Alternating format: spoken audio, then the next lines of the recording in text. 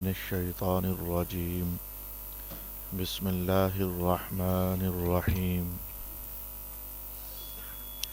أم تسألهم أجرا فهم من مغرم مثقلون أم عندهم الغيب فهم يكتبون أم يريدون كيدا فالذين كفروا هم المكيدون أم لهم إله غير الله سبحان الله عما يشركون وإن يروا كسفا من السماء ساقطا يقولوا سحاب مركوم فذرهم حتى يلاقوا يومهم الذي فيه يصعقون يوم لا يغني عنهم كيدهم شيئا ولا هم ينصرون.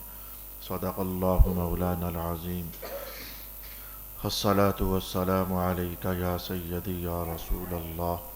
الصلاة والسلام عليك يا سيدي يا حبيب الله. الصلاة والسلام عليك يا سيدي يا شفيع المذنبين وعلى آلك وأصحابك يا سيدي يا رحمة للعالمين.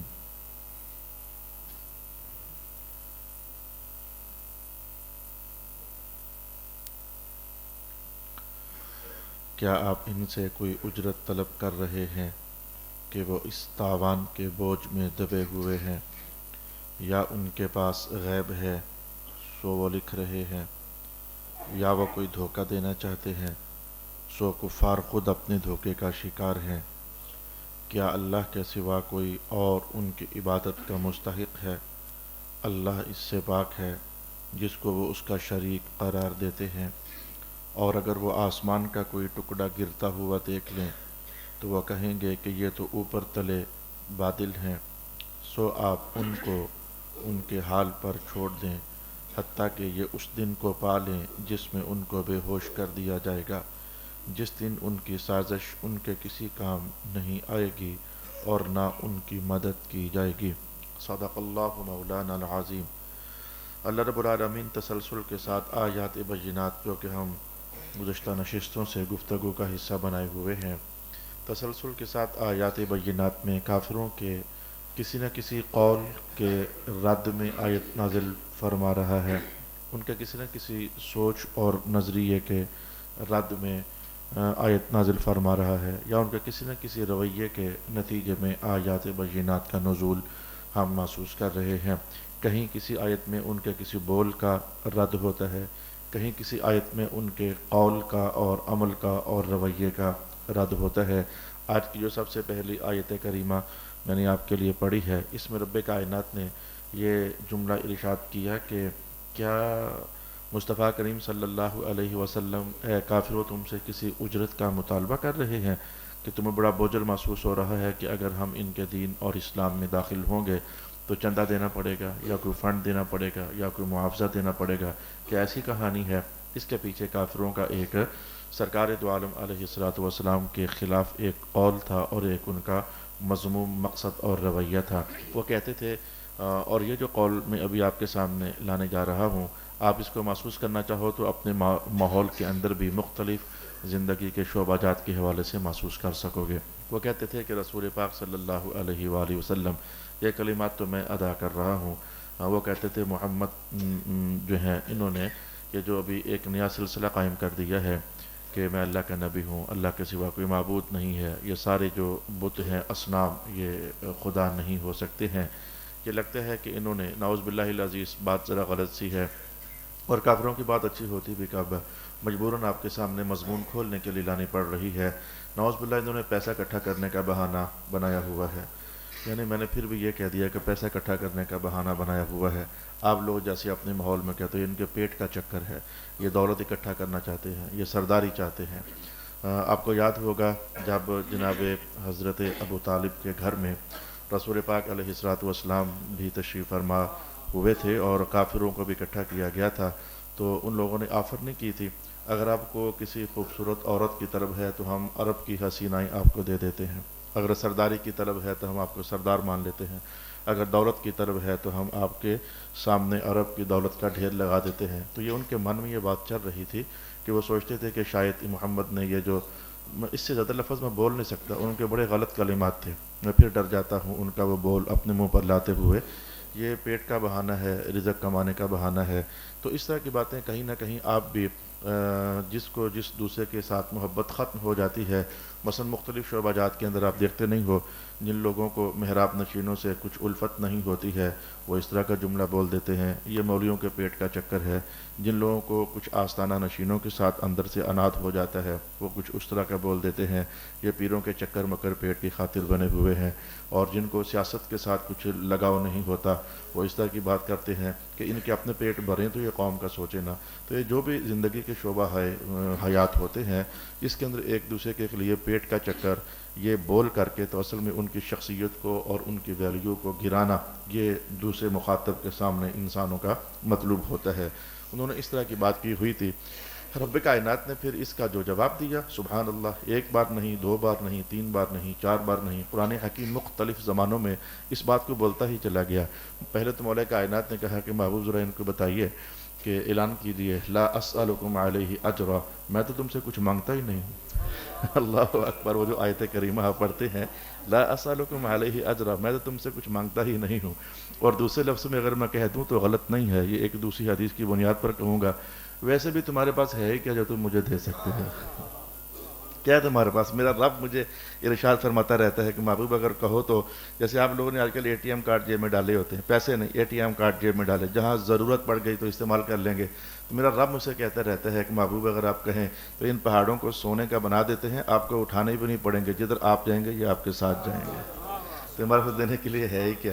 رب کائنات اعلان کر دیں محبوب، اعلان کر دیا گیا اعطیت مفاتیح خزائن الارض، اس زمین میں اللہ نے جتنے خزانے پیدا کیے ہیں، پیدا اس نے کیے ہیں لیکن چابیاں میں محمد کے ہاتھوں میں رکھ دی ہوئی ہیں. کیا ہے تمہارے پاس جو تم مجھے دے سکتے ہو؟ تم جانتے نہیں ہو کہ میرا مقام کیا ہے. اگر دیکھنا ہو تو یہ دیکھو ذرا، میری بیٹی ہے فاطمہ، ان کے دو بیٹے ہوں گے حسن اور حسین. یہ جو جنت ہے اس کی سرداری اللہ نے ان کو عطا فرمائی ہوئی ہے، وہ جنتوں کے سردار ہیں. جنتوں میں مال کہاں تک پہنچتا ہے، خزانے کہاں تک پہنچتے ہیں، تم سمجھ ہی نہیں سکتے ہو. تو لہٰذا ایک تو رب کائنات نے کہا ان کو بتائیں محبوب، یہ جو ہم نے نبوت کا اعلان کیا ہے، الوہیت کی بات تمہیں سمجھانا چاہیے، خیر کا پیغام تمہارے سامنے رکھا ہے، نور کی طرف تمہیں بلا رہے ہیں. اس میں ہمارا کوئی مفاد نہیں ہے، اس میں ہمارے کوئی رزق کا عنوان نہیں ہے، اس میں کہ ہمارا پیٹ بھرنے والی کہانی نہیں ہے. باقی میں کہتا ہوں کہ پھر کئی رنگوں میں، کئی اندازوں میں رسول پاک علیہ الصلوۃ والسلام نے کیا یہ اعلان نہ کیا کہ صحابہ جی ایسا کرو کہ تم میری طرح کے روزے نہ رکھو، تم میں سے کون ہے جو میری طرح کا ہو سکتا ہے؟ میں تو رات کو چلا ہی اللہ کے پاس جاتا ہوں، انا ابیت عند ربی تبارک و تعالی، میں تو اللہ ہی کے پاس چلا جاتا ہوں، میرا رب مجھے کھلاتا ہے ادھر سے جو اس نے کھلانا ہوتا ہے، میرا رب مجھے پلاتا ہے. تو تم میں سے میری طرح کون ہو سکتا ہے؟ تمہاری دنیا میں رہتے ہوئے اگر ہو سکتا ہے تو مطالعہ کر لو میری سیرت کا، جو میرے گھر سے جناب خدیجہ فرماتی ہیں کہ رسول اکرم علیہ الصلوۃ والسلام تو اعلان نبوت سے پہلے ہی ایسا ہوتا تھا کہ غار حرا میں کئی دن کے لیے تشریف لے کر جاتے ہوتے تھے تخنث کرنے کے لیے. حدیث کے جو الفاظ آتے ہیں تخنث کے سادے لفظوں میں اللہ کو کسی نہ کسی رنگ میں یاد کرنے کے لیے. حاصل معنی یہی ہوتا ہے. اس کے کئی رنگ ہوتے ہیں. تلاوت بھی جیسے کہ ہمارے ہاں اللہ کی یاد ہی ہے، ذکر بھی اللہ کی یاد ہے، نماز بھی اللہ کی یاد ہے، روزہ بھی اللہ کی یاد ہے، حج بھی اللہ کی یاد ہے. تو کئی رنگ ہیں. تو حضور تخنث کرنے کے لیے غار حرا میں جاتے تھے. تو امی جان کیا فرماتی ہیں، کئی بار تو ایسا ہوا کہ جتنے ستو میں نے ساتھ باندھ کر دیے تھے اتنے واپس بھی آ گئے تھے، جتنا پانی میں نے ساتھ بھجوایا تھا تو اتنا. تو جس محمد مصطفیٰ علیہ الصلوۃ والسلام کی خوراک کا عالم یہ ہو کہ 48 گھنٹے گزر جائیں، 72 گھنٹے گزر جائیں تو ان کو کھانے کی طلب ہی نہ ہو، اس لیے کہ ان کا خمیر تو اصل میں نور سے گندا ہوا تھا. یہ تو دنیا میں تشریف فرما ہوئے تو بشر مثلکم کا اعلان کرتے ہوئے تمہیں سمجھانے کے لیے کہ بشر ہونے کے ناطے تم نے زندگی کیسے گزارنی ہے، میں بشری روپ میں تمہارے سامنے زندگی گزار کر بتا دیتا ہوں. تو کتنے رنگ برنگے اہتمامات مولا کائنات نے کبھی اعلان اتار کر، کبھی اعلان کروا کر دیا کہ محمد مصطفیٰ صلی اللہ علیہ وسلم وہ نہیں ہے کہ جن کو دولت کی لالچ ہے، جن کو پیسے کی بھوک ہے. محمد مصطفیٰ صلی اللہ علیہ وسلم وہ نہیں ہے. اور یہ جو پھر مولا کائنات نے یہ اہتمام بھی کروا دیے. محبوب اب آ رہا ہے ایک بندہ، وہ آپ سے کہے گا مجھے دیں کچھ. یہ اس آنے والے نے بڑے سخت کلمات میں کہا تھا کہ محمد جو مال آپ کے پاس ہے یہ آپ کا بھی نہیں ہے، آپ کے والد کا بھی نہیں ہے، مجھے مال دیجئے. تو رسول پاک علیہ الصلوۃ والسلام نے ایسا کر کے کیا سمجھا دیا تھا کہ ان دنوں کہیں مال غنیمت کا بہت بڑا حصہ حضور کے پاس پہنچا ہوا تھا. بکریوں کی تعداد کا حال یہ تھا کہ اس پہاڑ سے لے کر اور اس پہاڑ تک جو درمیان میں وادی بنتی تھی وہ ساری کی ساری بکریوں سے بھری ہوئی تھی، تو رسول پاک علیہ السلام نے فرما دیا جا یہ ساری ہی تو لے تم کیا دے سکتے ہو محمد مصطفیٰ صلی اللہ علیہ وسلم کو؟ یہ تم سے لینے کے لیے نہیں آئے ہیں، یہ تمہاری خالی جولیاں بھرنے کے لیے آئے ہیں، تمہارے پاس ہے کیا دینے کے لیے؟ تو انہوں نے کہا تھا کہ یہ مال اکٹھا کرنے کا ان کا بہانہ ہے، تو مولا کائنات کا اعلان کر دیجئے محبوب، اور یہ اعلان صرف سرکار دو عالم علیہ السلام ہی کی زبانی اقدس سے نہیں کروایا گیا۔ اور میں ذرا ایک اور حقیقت کی طرف آپ کو لے کر جاؤں، اور یہ حقیقتیں قرآن حکیم سے ہم نے کئی بار پڑھی ہیں۔ 19ویں سپارے میں تو بار بار ہر رکوع میں ہر نبی سے رب کائنات نے جو اعلان یہ کروایا تھا، ان اجریہ الا علی رب العالمین، ان اجریہ الا علی رب العالمین، ان اجریہ الا علی رب العالمین، میری اجرت مجھے اللہ دے گا، میری اجرت مجھے اللہ دے گا، میری اجرت مجھے اللہ دے گا۔ تمہاری طرف نبیوں کی نگاہیں روک لی گئیں، اس لیے وہ خطیب اور وہ محراب نشین فیضان نبوت سے بہت قریب ہوتا ہے، جو کبھی اللہ کی بات کرنے کے لیے تم اسے بلاؤ اور تمہارے پاس جائے، وہ تم سے مطالبہ ہی نہ کرے۔ وہ فیضان نبوت سے بہت قریب ہوتا ہے، جو مطالبہ کر کے جاتا ہے۔ جائز اور ناجائز ہونا یہ ایک اور بحث ہے، جائز اور ناجائز ہونا یہ اور بحث ہے، لیکن منہاج نبوت سے قریب ترین عنوان کیا ہے یہ اور بحث ہے، منہاج نبوت سے قریب ترین کون ہے یہ اور بحث ہے۔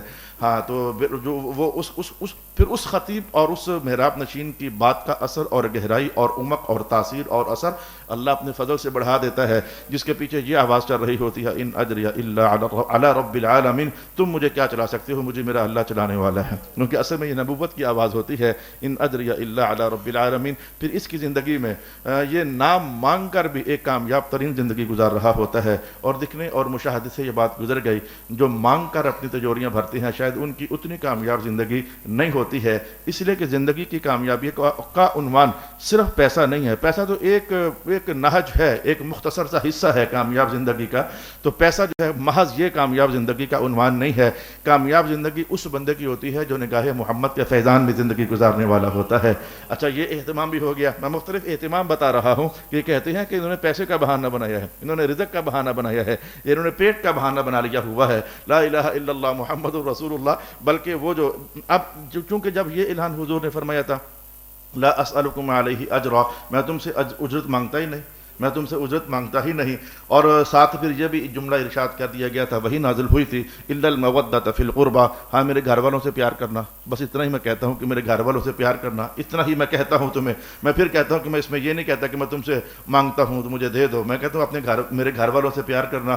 تو رب کائنات ایک اور آیت نازل فرما دی، محبوب اب یہ کہیں یہ سمجھنے نہ لگ جائیں کہ اجرت پیسوں کی صورت میں نہ صحیح تو اس صورت ہی میں صحیح مانگا تو ہے نا، اجرت اس رنگ میں نہ صحیح تو اس رنگ میں ہی صحیح مانگی تو ہے نا۔ اور ایک کائنات ایک اور آیت نازل کی اور کہا محبوب ان کو بتائیں، ما سألتکم من اجر فہو لکم، میں نے جو تم سے یہ کہا ہے نا کہ میرے گھر والوں سے پیار کرنا، اپنے فائدے کے لیے نہیں، مجھے اللہ نے بتا دیا ہے کہ آل محمد سے پیار کرنے میں تمہارا فائدہ ہے، اصل میں اس لیے کہہ رہا ہوں، میں اس لیے کہہ رہا ہوں، تمہارے فائدے کی خاطر کہہ رہا ہوں۔ ما سألتکم من اجر فہو لکم، تمہارے فائدے کی خاطر میں نے کہہ دیا ہے کہ میرے گھر والوں سے پیار کر کے رہنا، جناب زہرا کی محبت کی نوکری میں رہنا، جناب علی کے قدموں میں رہنا، جناب حسن کے قدموں میں رہنا، جناب حسین کے قدموں میں رہنا، خون محمد کے قدموں میں رہنا، یہ تمہارے فائدے کے لیے میں کہتا ہوں، وغیرہ تم ہمیں کیا دے سکتے ہو؟ جن کے قدموں میں رہنے کی میں بات کر رہا ہوں، میں تمہیں پہلے بتا نہیں چکا ہوں، جنت رب نے بنائی ہے لیکن بادشاہی حسن کے پاس ہے اور حسین کے پاس ہے، ان کو تم کیا دے سکتے ہو؟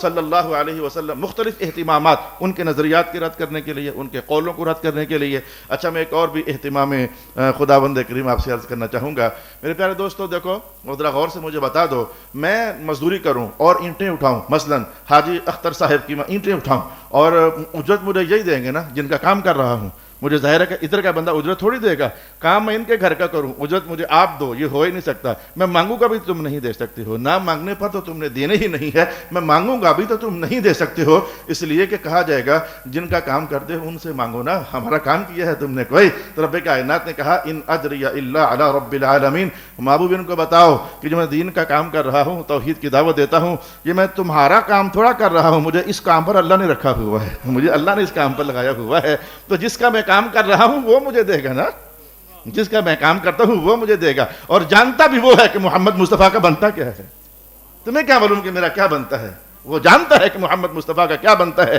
وہ جانتا ہے، تبھی تو رب کائنات نے یہ جہاں چیز ہے کہ لوح قلم ہاتھ میں تھما نہیں دیے ہیں، وہ جانتا ہے کہ محمد مصطفیٰ کا کیا بنتا ہے، تبھی تو رب کائنات نے کہا دنیا میں ہے چابیاں آپ کے پاس ہیں، آپ جنت میں تشریف لیں، جنت کے مالک ہم نے آپ کو بنا دیا ہوا ہے، آپ کے خاندان کو ہم نے جنت کا مالک بنا دیا ہوا، تم تو جانتے ہی نہیں ہو کہ محمد مصطفیٰ صلی اللہ علیہ وسلم کا بنتا کیا ہے، اور ویسے آپ کو سمجھ ہے نہیں ہے، آپ کو سمجھ ہے نہیں، آپ خود بولتے نہیں ہو، اور یہ قرآن کے ایک لفظ کا کوئی دین نہیں دے سکتا، یہ جملہ آپ نے یہ تمہارا جملہ نہیں ہے، یہ تمہاری فطرت میں داخل کر دیا گیا ہے، یہ ہماری فطرت میں داخل کر دیا گیا ہے کہ واقعتاً قرآن کے ایک لفظ کا، ایک بول کا کوئی دین تو دے ہی نہیں سکتا ہے۔ بس یہی وجہ ہے کہ اگر سن سکتے ہیں تو سن لیں، جب بھی آئے گا تو مجھے کہنا ہی ہے، سن سکتے ہیں تو سن لیں۔ جیسے رسول اللہ صلی اللہ علیہ وسلم قوم کے کام پر نہیں لگے ہوئے تھے کہ قوم نے ان کو کام پر رکھا ہوا تھا تو ان سے اجرت چاہیے تھی، بس وہاں تو میں اتنے ہی لفظ بول سکتا ہوں، لیکن اس کے بعد محراب نشین رسول اللہ علیہ السلام کی بات کو لے کر آگے ابلاغ کر رہے ہیں۔ آج میں جو آپ کو سنا رہا ہوں کیا ہے، یہ الفاظ آج میں سنا رہا ہوں، لیکن وحی محمد مصطفیٰ پر اتری ہوئی تھی، عنوان ادھر اتر چکا تھا۔ تو یاد رکھنا، یہ جو خطیب ہوتا ہے یہ ہرگز تمہارا ملازم نہیں ہوتا۔ میں نے کئی بار کہا اور ڈھنکے کی چوٹ پر کہا، ڈر کر نہیں کہا، جذبات سے نہیں کہا، سمجھ کر کہا اور قرآن سے کہا، نبیوں کو اعلان کرنے کا کہا گیا نا کہ تمہارا میں کام ہی نہیں کرتا، تم سے اجرت کیوں مانگوں، کام تو میں اللہ کا کر رہا ہوں۔ جو خطیب ہوتا ہے یہ تمہارا نوکر نہیں ہوتا، یہ جو امام ہوتا ہے یہ تمہارا نوکر نہیں ہوتا۔ میرے مسجد والے تو خیر اس بات کو خوب سمجھتے ہیں اور بڑے عرصے سے سمجھتے ہیں، لیکن الٹی سیدھی گندی مندی خبریں جب مختلف علاقہ جات سے میرے پاس پہنچتی ہیں تو دل رنجیدہ ہو جاتا ہے۔ قوم کو ہو کیا گیا ہے، جس بندے کو رب کائنات نے حضور کی زبان سے اعلان کروا دیا کہ تمہارا امام جو تمہیں میری باتیں بتاتا ہے وہ عام بندہ نہیں، تمہارا باپ لگتا ہے، جس کو تمہارا باپ قرار دے دیا گیا تم اسی کو آنکھیں دکھاتے ہو۔ یہ مجھے اس لیے ایک تازہ ترین کسی گجرخان کے علاقے سے میرے پاس واقعہ پہنچ گیا، امام صاحب 2 منٹ کہیں لیٹ کیا ہوگے نماز سے، تو کیا تم کبھی لیٹ نہیں ہوئے ہو؟ کیا تمہاری نمازیں کبھی جماعت سے اتری نہیں ہے؟ کیا تمہاری کبھی نمازیں قضا نہیں ہوئی ہے؟ تم اتنے ہی اولیاء اللہ ہو کہ تمہاری ہر نماز جماعت کے ساتھ ہوتی ہے؟ تم سے تو 1 ہفتہ پورا نماز جماعت سے نہیں پڑھی جاتی ہے۔ ہر بندے کو پتہ ہے میں جو کہہ رہا ہوں بالکل صحیح کہہ رہا ہوں۔ اور اس نے امام صاحب کو یہ جملہ بول دیا تو روسائی پکڑ کے اعوذ باللہ من الشیطان الرجیم، تیرے یہ مجال کہ اپنے باپ کو دھروے گا تو؟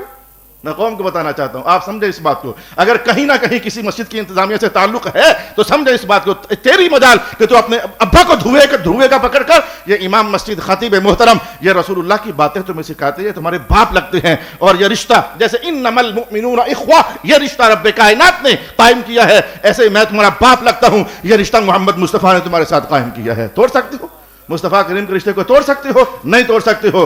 ٹھیک ہے، ہم جو امام لوگ ہیں، محراب نشین ہیں، غلطیاں ہیں، کوتاہیاں ہیں، ہم تو خود اقرار کرتے ہیں، میں اپنا تو خالص اقرار کرتا ہوں۔ میں نے کئی بار آپ سے کہا نہیں ہے، اسی خطبے دیتے ہوئے کئی بار کہا نہیں، مجھ جیسا بندہ اب سے 250 سال پہلے کے زمانے میں چلا جائے تو لوگ مجھے مسجد کا خادم بھی نہ رکھیں کہ ایسا ہوتا ہے محراب نشین۔ میں اتنا کم ہوں۔ انسانوں میں کوتاہیاں کمیاں ہوتی ہیں، لیکن کسی اور کو اتنی بات پر اتنے سخت کلمات کہنے سے پہلے سوچ لیا کریں اس کے پیچھے نمازیں پڑھی ہوئی ہیں۔ اسے رب کائنات نے نبوت کے، خلافت کے اور روحانی خلافت مسلح کی وہاں کا مقام رب کائنات عطا فرما دیا ہوا ہے، تو اس کے خلاف اتنے غلیظ گوئی، اتنے سخت کلمات حالانکہ میرے ساتھ نہیں کہے گئے ہیں، لیکن عنوان تو چونکہ نبوت کے فیضان کا ہے، عنوان چونکہ مسجد کا ہے، عنوان چونکہ محراب کا ہے، تو سمجھنا چاہیے کوئی امام کسی قوم کے علاقے کا ان کا ملازم نہیں ہوتا، ہر امام رسول اللہ کا نوکر ہوتا ہے، ہر امام رسول اللہ علیہ السلام کا ملازم ہوتا ہے۔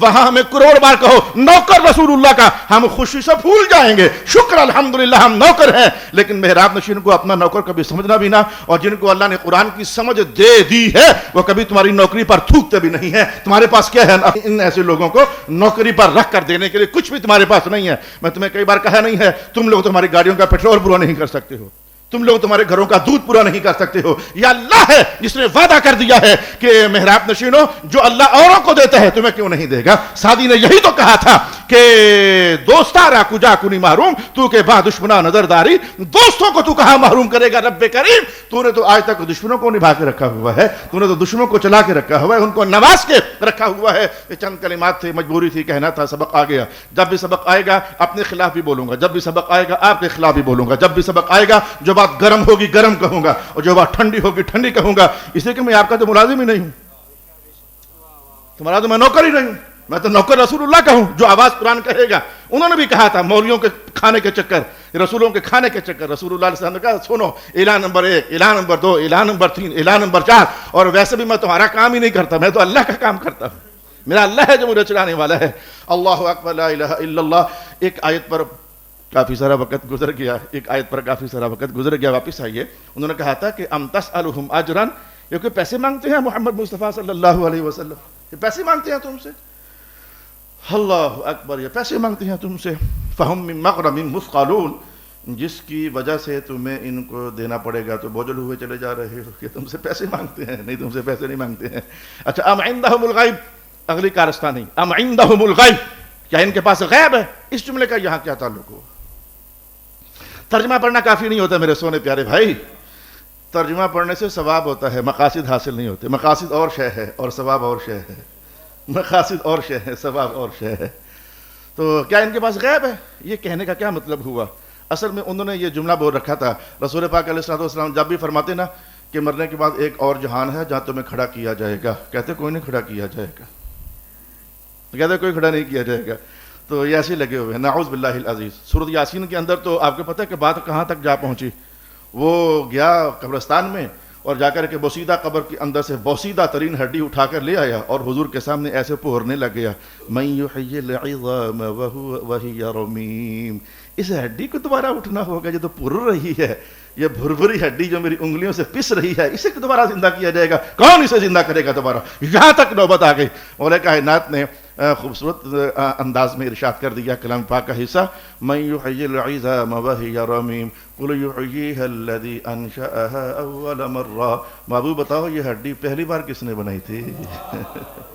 پہلی بار کس نے بنائی تھی؟ جو پہلی بار بنا سکتا ہے دوبارہ نہیں بنا سکتا. یہ پہلی بار اسے کس نے تخلیق کا جامہ دیا تھا جو دوبارہ نہیں بنا سکتا ہے؟ تو لہذا یہاں تک بات پہنچ گئی. تو وہ کہتے تھے نہیں اٹھنا. مولا کائنات نے ان کا رد بلیغ کیا. یہ سمجھتے ہیں رسول اللہ کی فیور میں بات کرنا، یہ اللہ کا قرآن اس بات کی گواہی دیتا ہے. قرآن اترتا ہے تو رسولوں کی فیور میں اترتا ہے. وہ تو بے وقوف آدمی تھا، پتہ نہیں مر گیا ہے کہ جیتا ہے، جس نے کہا تھا قرآن نے اتنے مقامات پر نبی کو ڈانٹا. اعوذ باللہ من الشیطان الرجیم. قرآن جب نبی اللہ کے پیغام کی آواز لے کر قوم میں بیٹھتا ہے تو اللہ ان کو ڈیگریڈ کرنے کے لیے آیتیں نہیں اتارتا، اللہ ان کی قوت میں آیتیں اتارتا ہے. انہوں نے کہا مجنون، رب کائنات نے کہا نہیں مجنون. انہوں نے کہا کہ یہ پیسے کے لیے، کہا نہیں پیسے کے لیے. کب سے ہم 3-4 نشستیں تو ہو گئی ان کی غلط باتیں سوچیں. وہ کہتے اللہ تعالیٰ رد کرتا، وہ کہتے اللہ تعالیٰ رد کرتا. تو یہ کیا رد ہے؟ وہ کہتے کہ نہیں اٹھنا، مرنے کے بعد نہیں اٹھنا، بس یہی زندگی ہے جو ہے. بولے کائنات نے کہا محبوب ذرا ان سے پوچھو. اللہ اکبر. مجھے بڑا اچھا لگ رہا ہے، ذرا ان سے پوچھو میں جو محمد ہوں میرے سامنے تو لوح محفوظ ہے، تمہارے سامنے کیا ہے؟ اللہ اکبر. تمہاری خیر سائی لوح محفوظ تک، میرے سامنے تو اللہ کی وحی اترتی ہے، جبریل آتے جاتے ہیں. تم کس غیب کو دیکھ کر، کیا تم نے غیب فرشتوں کو دیکھا ہوا ہے؟ کیا تم نے غائب جبرائیل کو دیکھا ہوا ہے؟ کیا تم نے غائب وہ لوح محفوظ کو دیکھا ہوا ہے؟ میں تو لوح محفوظ دیکھ کرتا ہوں، میں تو جبریل کے آنے جانے کو دیکھتا ہوں. میں تو جب اللہ چاہتا ہے تو اللہ کو بھی بے حجاب دیکھ لیتا ہوں. جب اللہ چاہتا ہے معراج کی شب میں تو اللہ کو بے حجاب دیکھ لیتا ہوں. اور معراج کی شب کے علاوہ بھی کیا اعلان میں نے کبھی آپ کو سنایا نہیں ہے؟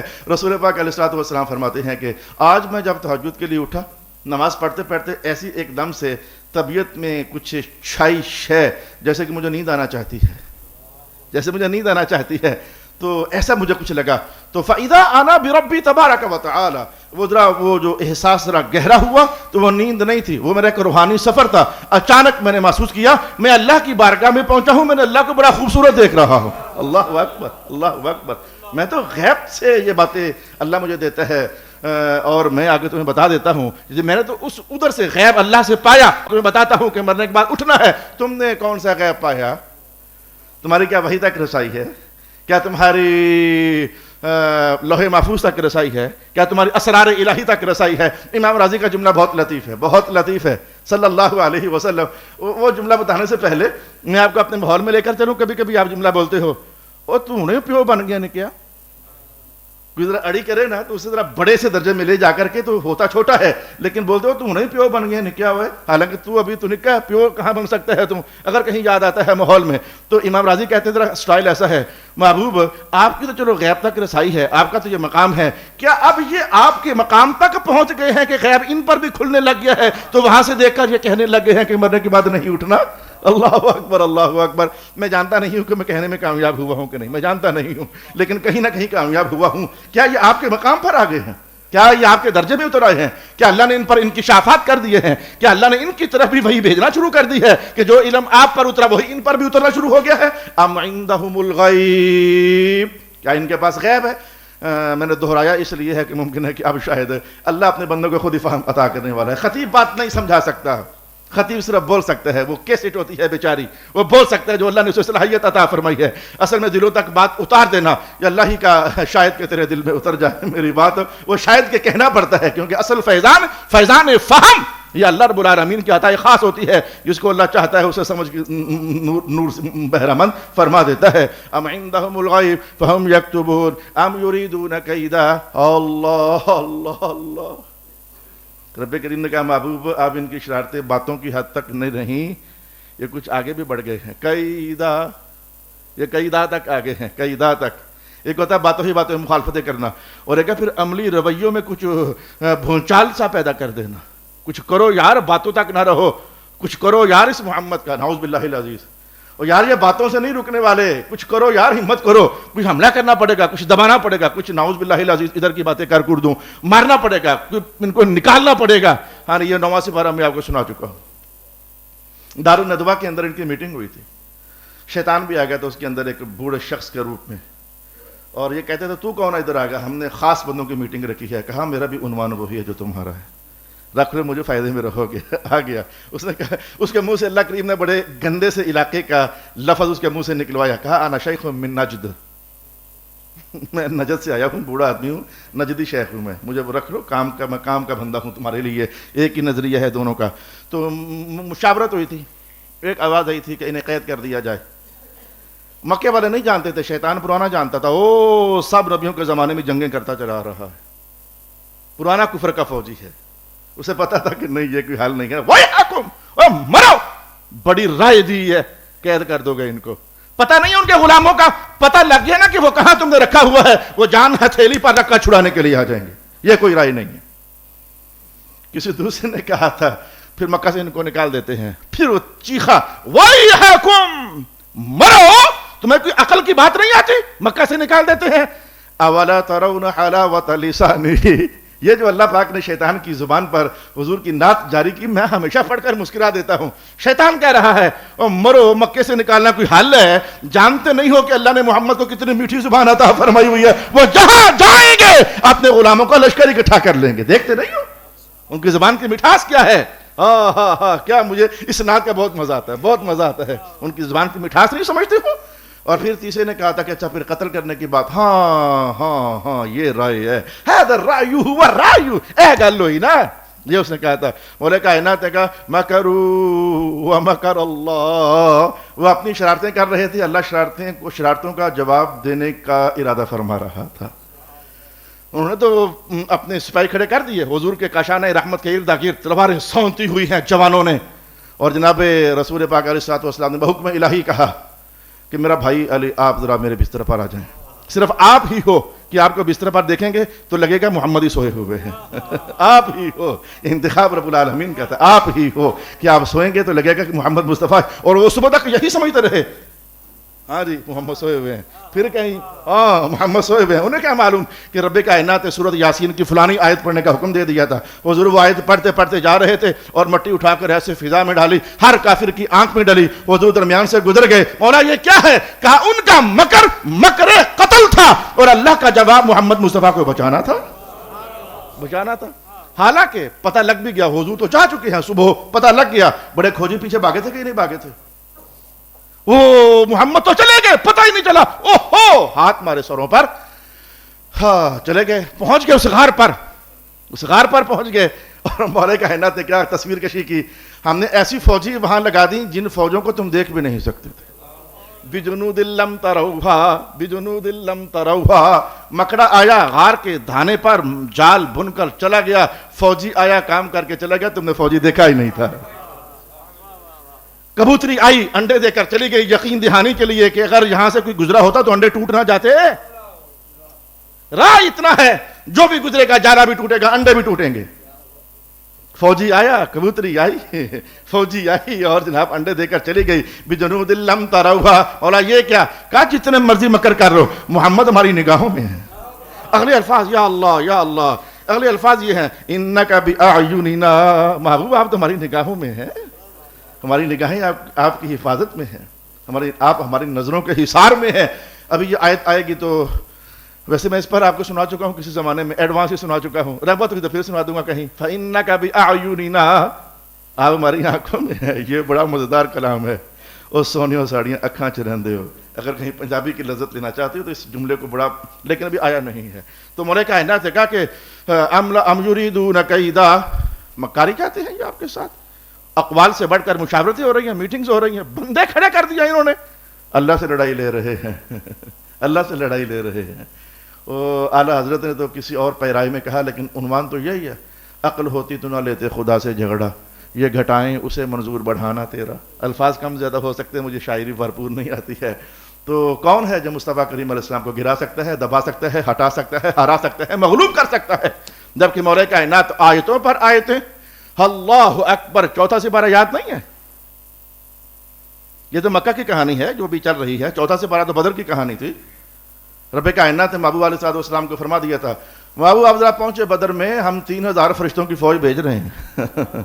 بثلاثۃ آلاف. اور پھر بھی محبوبہ آپ پہنچے تو یہ نہیں کہ بھئی 3 ہی بھیجیں گے، زیادہ نہیں، 5 کا ارادہ ہو گیا تو 5 آلاف، 5000 فرشتے بھجوا دیں گے آپ کے لیے. ایک غزوے میں تو ایسا ہوا، وہاں 3 یا 5 کی بحث نہیں تھی، صحابہ کی فوجیں لگی ہوئی ہیں، لائنیں بنی ہوئی ہیں. اچانک پرے جیسے کل رات کو یہاں سے آیا تو بالکل کنارے پر پہنچا تو گاڑی فراٹے بھرتی ہوئی تیز گزری، ہوا ساری ادھر آ رہی تھی. میں نے کہا یہ بھی اللہ کی آزمائش ہے، اس نے ساری مٹی میرے اوپر ڈال دی ہے. تو مٹی بہت تیز بعض اوقات اڑتی ہے.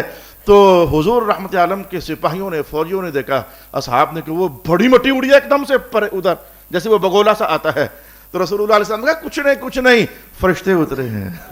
اللہ اکبر، ادھر فرشتے اترے ہیں، کچھ نہیں، اتنی پریشان ہونے کی ضرورت نہیں ہے.